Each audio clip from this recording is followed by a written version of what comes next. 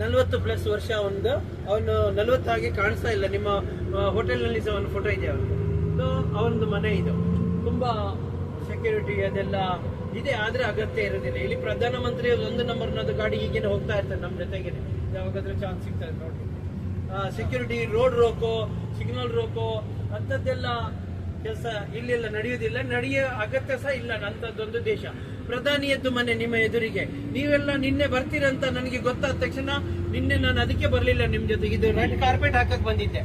Red carpet welcome ನೋಡಿ ನಿಮ್ಗೆಲ್ಲ ನೋಡಿ ಹಾಕಿದ್ದೆ ಕೆಳಗೆ. ನಿನ್ನೆ ಬೋಟಿಂಗ್ ಅದಕ್ಕೆ ಬರ್ಲಿಲ್ಲ, ಇದು ಹಾಕಿ ಕೆಲಸ ಇತ್ತು.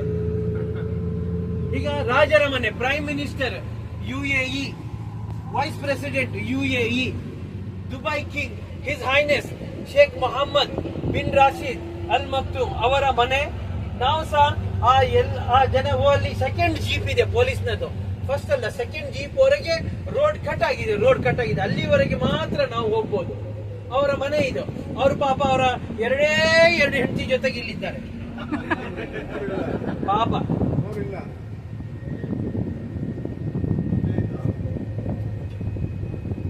ಅಲ್ಲಿವರೆಗೆ ನಾವು ಸಹ ಹೋಗಿ ಫೋಟೋ ಮಾಡ್ಕೊಂಡು ಬರ್ಬೋದು. ಬಟ್ ಸರ್ ನೋಡಿ, ನೀವು ಬ್ಯಾಗ್ ಎಲ್ಲಿ ಇಟ್ಟಿದ್ದೀರಿ ಅದೇ ಬ್ಯಾಗ್ ಈ ಸೀಟಿಗೆ ಬಂದು ಕೂತ್ಕೊಳ್ಳಿ.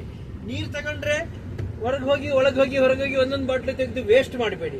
ನೀರು ಎಲ್ಲ ನಿಮ್ದೇ. ನೀವು 1-2-3 ಜನ ಒಂದೊಂದು ಬಾಟ್ಲು ತೆಗೆದು ಕುಡಿತಾ ಇರಿ, ಕೂಲ್ ಆಗಿರುತ್ತೆ ಇದ್ರೊಳಗೆ. ಇಲ್ಲೋದ್ರೆ ಅರ್ಧ ಕುಡಿತೀರಿ, ಅರ್ಧ ಬಿಡ್ತೀರಿ ನೀವು.